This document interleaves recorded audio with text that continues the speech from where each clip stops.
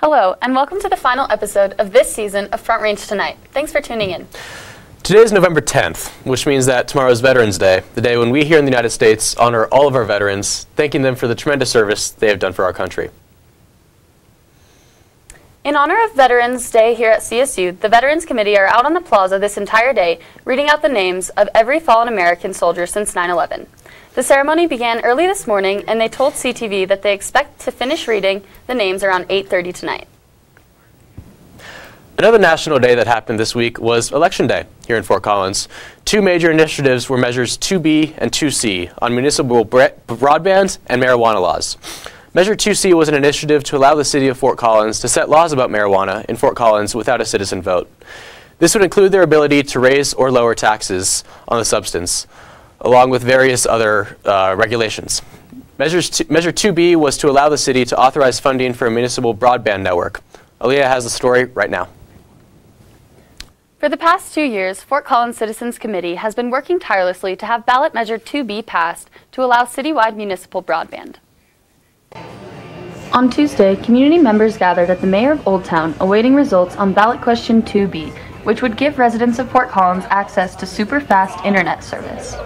First and foremost, it introduces a lot more competition.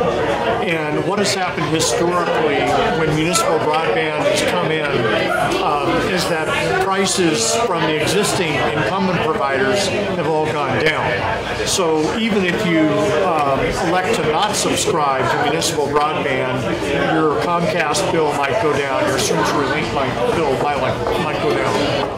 I kind of tell you what's going to be the results.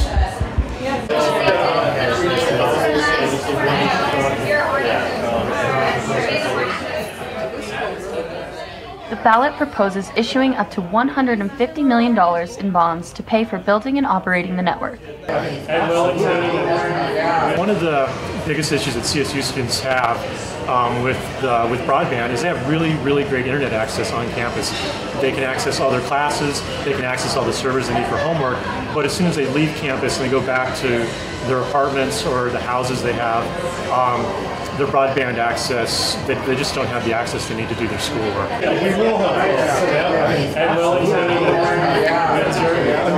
this passes, we have a lot of work to do. This is a major infrastructure undertaking. The city is proposing to put 800 miles of new fiber underground. So citywide. So if you can imagine every single house, every single apartment complex, every single strip mall, every single business in town. The proposal passed despite well-financed advertising campaigns that were designed to defeat it. I kind of tell you what's going to be the results. The infrastructure will be installed over the next couple of years. Fort Collins is still looking for a new police chief. Since the retirement of Chief Hutto in April, retired Aurora Police Chief Terry Jones has been serving as interim, but the city is looking for a permanent replacement. While the city has actually been looking for a new permanent police chief for months, they're now using a new firm for the search after the previous one gave inaccurate information about the hiring process to a potential candidate. According to Fort Collins Assistant HR Director Janet Miller, the firm took full responsibility, but the city is still changing to KWR Associates for the search. The open position will be reposted for interested candidates sometime next month, with the hiring process continuing into at least early 2018. In more local news, people at CSU football games have been running into trouble when they get back to their cars. According to a report by Alicia Stice of the Coloradoan, nearly 400 cars have either been ticketed or towed from violating parking zones during football games. The homecoming game had the most citations with 95, and the first game in the new stadium had the most towing so far with 49. The cause of this is the new parking permits that are required in some of the neighborhoods surrounding CSU that are near the new stadium. This parking program was one of the items that came with the new stadium, and at least 5 neighborhoods have adopted it. Aaliyah, have you had any trouble with that kind of thing? You know, I haven't had any real trouble. I live at the Grove apartment complex, and we don't really have that issue. What about you? Yeah, my neighborhood doesn't have the parking permit, but I live right next to campus behind Fuzzy's, so I get a lot of people parking there on game days, and it's kind of annoying, actually. Yeah, I can see that they're definitely taking more serious precautions, like regarding the parking restrictions. Like I got towed from IHOP the other day. I wasn't at IHOP, but I was parked there for more than 2 hours. Okay. On a fun note, a local native from here in Fort Collins will be going to the International Space Station next year. Dr. Serena Anyan Chancellor, a 1993 graduate of Poudre High School, will be taking a trip on a Soyuz booster in November of 2018 and will remain up there until May of 2019. Anyan Chancellor spoke to the Coloradoan earlier this month, detailing what she will be doing up there and the process she went through over the past 25 years to get where she is today. Many of her answers went into what kind of science projects she will be conducting up there, but of course, she also answered everyone's big question, how do you go to the bathroom? According to her, there's 2 toilets on the ISS, which utilize suction, and you have to be pretty careful about it. She said that what she is most looking forward to is all the science that she will be doing up in space. You can read more about this at coloradoan.com. It has now been 11 weeks since the student body government at CSU filed its first impeachment petition against their own president, Josh Silva. Last week, the only progress that was made in the impeachment was replacing a member of the impeachment committee for obstruction of procedures. And this past week, they announced that the impeachment committee will present their evidence next week. If this continues into next semester, we'll continue to update you on it. After the last episode of Clash of Rams, which addressed ASCSU, Senator Josh Lindell, who signed the impeachment against Josh Silva, wrote a lengthy comment in defense of ASCSU. He finished off his comment saying that the Collegian talks about the impeachment more than they do, and that he would recommend we focus on the progress of ASCSU on funding the U+2 study, or the resolution working to promote safety and enforcement of bike laws on campus, or the incredible events we are funding, among a myriad of other awesome projects I suggest everyone look at on the Record's website. So, here's all 15 bills and resolutions that ASCSU has passed this semester, direct from the ASCSU Records website, plus 2 more that are not on it because the website has not been updated in 3 weeks. A bill to adopt the job description of the 47th Senate, a resolution to adopt the bylaws of the 47th Senate, a resolution to approve the Board for Student Organization funding bylaws, a resolution to form the Budgetary Affairs Committee, a bill to approve funding for the Indian Student Association, a bill approving funding for the former EPA Administrator Gina McCarthy in collaboration with the Office of International Programs, a bill forming the Budgetary Affairs Committee, a bill approving the addition of a judicial member to the Board for Student Organization funding, a bill to add funding and change the name of the Officer of Community Affairs, a bill approving funding for the American Indian Science and Engineering Society, a bill approving funding of the Front Range Student Ecology Symposium, a resolution in support of the law passed by Colorado earlier this year that made free speech legal in almost all places on college campuses, a resolution declaring support for the Measure 2B that Aaliyah talked about earlier, 2 resolutions in support of Savannah McNeely, the CSU student who was tragically killed in a shooting several weeks ago, one of which was in support of renaming the Ram Walk next to the new stadium, which she designed after her. Last week, they passed a bill approving funding for a study of U+2, and this past week, they approved the funding of an event with Rupi Kaur. That's all 17 bills. Next up, I'll be interviewing the president of the CSU chapter of Young Americans for Liberty, Andrew Walter.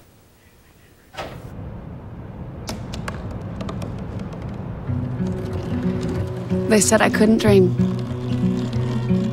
Called me a piece of trash and swore that's all I'd ever be.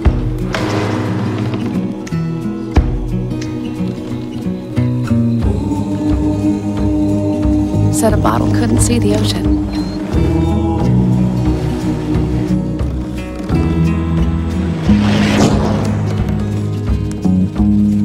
Give up. Go back to the dumpster.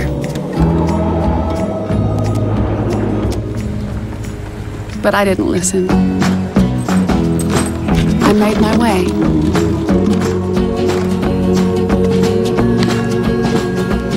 And now, I am what I've always wanted to be.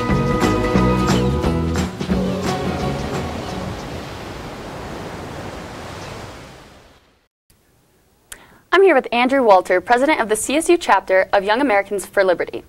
So Andrew, how are you doing today? And can you tell me a little bit about your organization? I'm doing well, Leah. Thanks for having me today. So I'm here representing Young Americans for Liberty, and for those who don't know, Young Americans for Liberty is a national student organization, one of the fastest growing in the country in regards to liberty-oriented organizations. So basically what we do is we have activists across the country at their schools promote the ideals of liberty by putting on different activism events and have guest speakers. We have had a successful CSU student debate this semester that was really good and got people to listen to different points of view across the spectrum. Cool. So I've noticed that this semester we've been seeing more activities from your organization. Why do you think this is? So we had a chapter here a few years ago, I believe, and then myself and Zachary Taylor started this chapter back up last semester in the spring. And then we've had a lot more success this semester as we've grown a little bit and have recruited a few more members. So we have a really good group of people right now that's doing work and really cares about the issues that we're talking about. So I've been lucky to have a great group of people to work with, and they're dedicated to the cause. So really just the increased interest from the students, and that's what we're looking for is engagement with students. And whether you're coming to our meetings or go to one of our activism events, we just want to engage with everyone and talk about different things that are going on in our country. Cool. So what's the best way you would say students that are interested in this sort of thing can get involved? Right. So I would say go to our Facebook page. It's Young Americans for Liberty CSU. You can see what we're all about and what kind of events are coming up. As well, if you would like, you can contact me personally at csuyelpresident@gmail.com. Would you mind explaining the history of this organization a little bit? So it actually started in 2008 after the Ron Paul campaign. There were different groups across the country because of his youth movement. There were Students for Paul groups. And so people who started that, they didn't want the message of the movement to die after the campaign. So they changed the name and started Young Americans for Liberty. And that's been growing ever since. We have over 900 chapters now across the country. So it's become extremely popular, and it's only growing and getting students more engaged every day. Cool.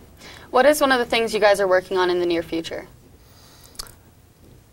So we're kind of looking forward now as the semester wraps up to what we're going to be doing next semester, and I'm not sure exactly what we'll have in store, but I know that when I leave there will be some great people leading the chapter, and so I'm sure we'll have some more guest speakers and great activism events that you can check out and be a part of. Cool. Well, thank you so much, Andrew. Thank you. Well, Rams, well, that's Thomas, you've the end got of this part of the pre-diabetes. That's the end of this part of the episode, but there's two more things. Next semester, we'll have a new name. In this making of the show, we've realized that the name does not accurately reflect the content of the show, which tends to be more about Fort Collins and CSU. We're not quite sure what the name will be yet, though, so keep your eyes open for it. Well, Thomas, you've got pre-diabetes. But with more exercise and a change in diet, it can be reversed. I've tried exercising. It just makes me hungry for bacon. I love bacon, too. And who really likes to exercise? Not me. Me neither. Nobody. So we're good? What? Oh, you still have pre-diabetes. Big time.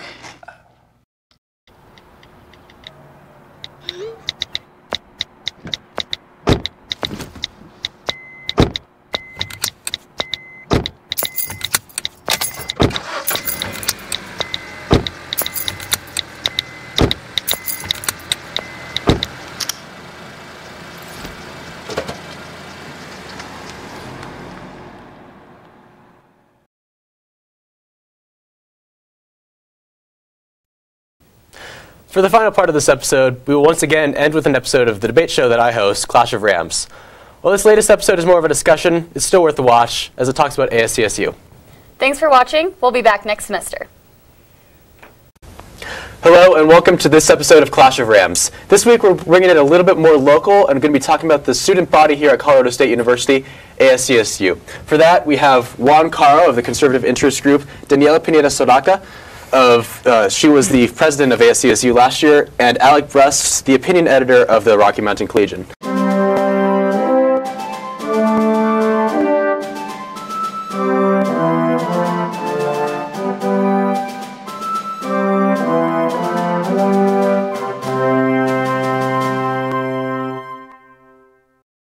So first off, I just want to get all of your guys' opinions on ASCSU. Just what do you think of it? What is it going on like this year?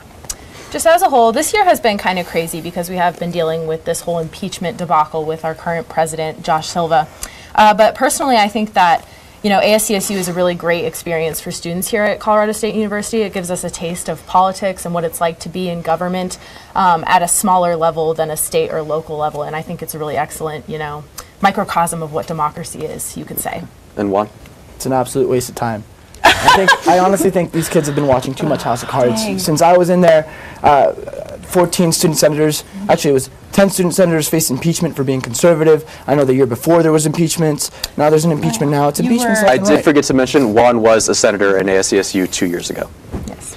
And Daniela, what are your thoughts on ASCSU as the former president of it? All right, you'll have to stop me if I start talking too much, but tonight actually I was asked by a former advisor if I regret the experience, and by no means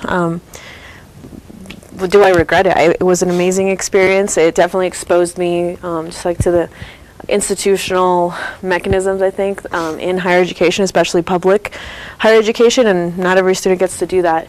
And I really did have a voice at the table when it came to being at those Board of Governor meetings, which people don't even know what they are or that they exist. And that's a big issue, Absolutely. ASCSU is this big thing here at Colorado State University, and sometimes I don't even know if people really understand what it's there for or what our ASCSU senators do. Absolutely. But then I can't say that that positive experience probably resonated among the peers last year when I was president, or maybe even this year. It's definitely frustrating when everyone comes in at such different levels. There are people that have been there for the entire time that they've been here at Colorado State University, but then there's people like myself. It was my first year. I had no idea what to expect, but at the end of the day, you have to realize you're a student at that point. You're not a professional politician, and people maybe expect a lot out of you. And I think it is within reason, especially if you run for an elected position. But a lot of the supporting roles within it, the work that they do, executive members, assistants, associate senators, I feel like their work and their reason for being there to develop as young members, it completely gets shadowed by so much internal drama. And that's really one thing I really hated about my time there, but at the same time it was necessary for growth. And I think with an organization with such high turnover every year, it's impossible to keep continuity standards the same. You had a very good year. Speaking of drama that's in ASCSU, as of today, we are entering the 10th week of of President Josh Silva being impeached, as the impeachment process was begun on the first Senate session of the year. And Juan, was it last week or 2 weeks ago that you actually went to the Senate and spoke in front of them and basically just told them off? I think it was week 8. Was it week 8? I So went 2 in weeks there ago? and told them they're wasting time. All the energy that they've placed into this impeachment, they could have used it for something productive. They got 19 signatures on an impeachment bill. They're running around whipping votes for it, even intimidating people. It's wasting time. You could be doing so much more. You could be at city council, talking to your local government, doing some influence. I know they're fighting for U+2, but just think about how much more they could have done if they would have used that political capital elsewhere. And Juan, also I agree with you on some of those points, and I think that ASUSU is really awesome. Like I said before, I think it's a great way for students to, get a taste of politics and get a taste of government. But I think it's more of an issue that there's been so much communication within the leadership of ASCSU, and there's been so much internal drama and so many moving parts, and it's so confusing, like just the communication that they've had with the media and the communication that they've had internally, and then projecting that into the student body. They have no idea what's going on. I mean, if it takes me extensive research to really even understand what is going on with this whole impeachment, the general student is not even going to have any idea what's going on. Yeah. And right now we actually there is a $10,000 study that is in the works in ASCSU, and they're working on seeing if that's going to go through or not. On the U+2 initiative, yes. And students have no idea. I didn't have any idea that was going on because this whole impeachment thing has just taken precedence. So you're right. They could definitely be communicating with the press better as well. I know that only the proponents of the impeachment weren't talking to the press at all. It took them a while to get even quotes from what I understand. Well, Yeah, Josh Silva and his team were closing open. up on the people who are trying to report on it, not really talking. Yeah, they weren't talking. Last week we sent a CTV, or a few weeks ago we sent a CTV reporter, and once she walked in with her camera, they just shut up. Scrambled? Yeah, we had an issue with our editor-in-chief was, and this was a little bit of a difficult situation as well. She was actually shut out of a meeting.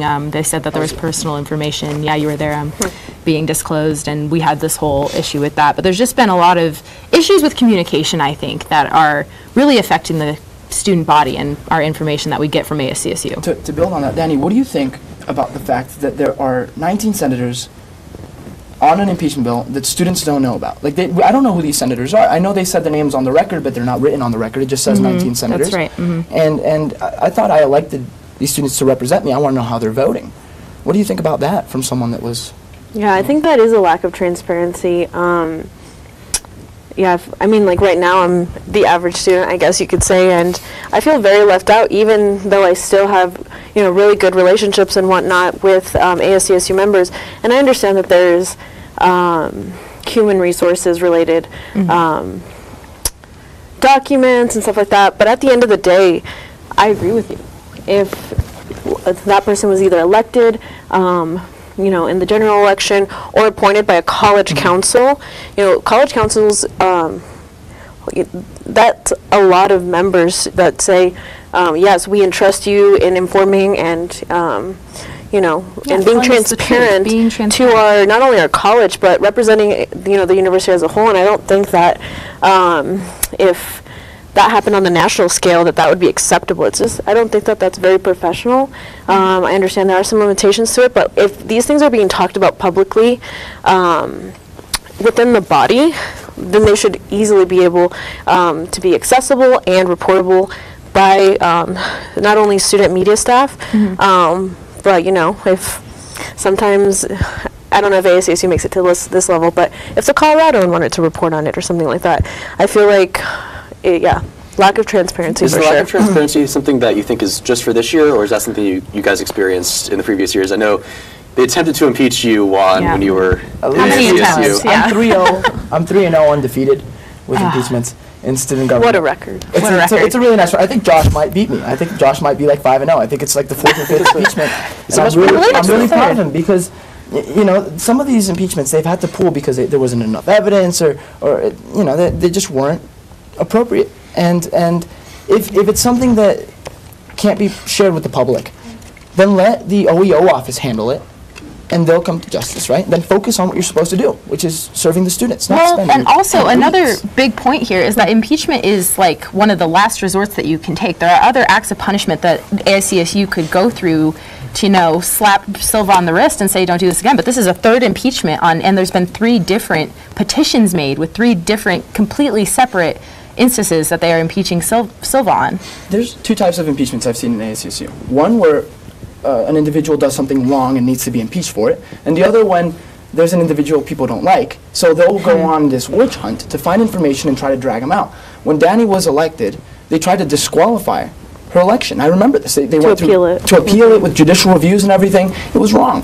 And I've seen these impeachments. I've seen the right kind, when an individual has been removed for the right reasons. He did something wrong and he deserved to get out. And then I've seen, you know, these witch hunts. They don't go anywhere. They just waste time. I've seen 3 of them myself. Well, and I'm not going to speak on the evidence here. I haven't seen most of the evidence.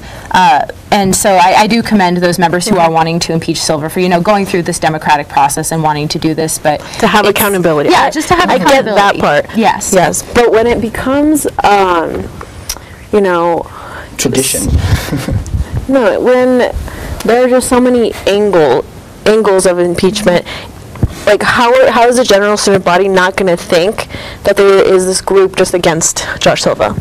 It's inevitable to think that, right? It's at every angle, and you know, I can't obviously speak on every single little detail, everything that's under investigation, as well, because I don't know every single again point, but I don't know, it seems like if folks can't work within the body, whether they're from different branches, whether they're from different political ideologies, which is fine. Like, there's no way that your own personal, and Juan's a perfect example, there's no way that your personal ideology is not going to seep through in one way or another. There just needs to be compromise on some Exactly.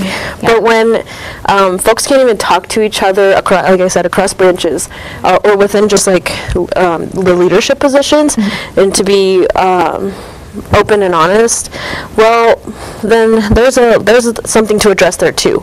Perhaps you know, the leaders of the different branches, especially executive and the legislative, need to be synchronizing more. Maybe that didn't happen in the way that they were expecting to, and perhaps because of the new Speaker of the Senate position, which is it changes the dynamics of everything, and so there's a lot of different components that could be going into this. Moving parts. But at the end of the day, it's a lack of communication among leadership, and then I'd also like to add the point, and I don't know if you can speak to this one, but for instance, executive members are supposed to be there as salaried members who work there, have an extensive amount of office hours, equivalent from anywhere from 15 to, I work 40 plus sometimes. Wow. And then Senate happens once a week, Wednesday. So I kind of heard this funny thing, like Monday, the agenda comes out, and people are like, oh my God, what's going to happen? Tuesday, everyone gets prepared for Wednesday. Senate happens, Thursday, everyone's mad at each other, and Friday, everyone just like so burnt out. So it's this cycle of just, unproductiveness sometimes, or just personal, I don't even know how to put it. I don't know if I can add it.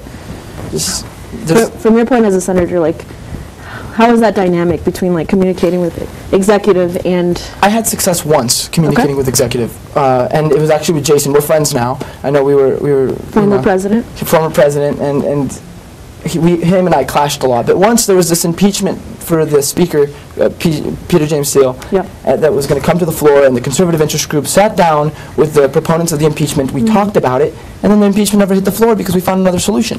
So that's great. It was very effective. But we've had situations, you know, and I just have to be the devil's advocate here. Sure. Just the fact that we've been able to have these impeachments, and people have been able to, you know, experiment with this governing body is incredible, I think, to me. And the fact that we were able to sit here and commentate on this is really awesome. And I hope that, you know, our commentary sparks something within the student body to say, hey, there's something going on internally with ASCSU. And no matter what side you're on, whether you believe that Josh Silva should be impeached or whether you believe that, you know, he should still be our sitting president, there is a communication issue happening from all sides within ASCSU. And I hope that this starts dialogue within the larger student body, that students are getting more involved and wanting to hear more on ASCSU. And I think that's a great way to end this episode. Well, Rams, thank you for tuning into this episode of Clash of Rams. We'll be back in, hopefully 2 weeks. It's been 3 weeks since the last one, but we'll try to fix that this time. Thanks, guys. Good night. Thank you very much, Madam President. Yeah.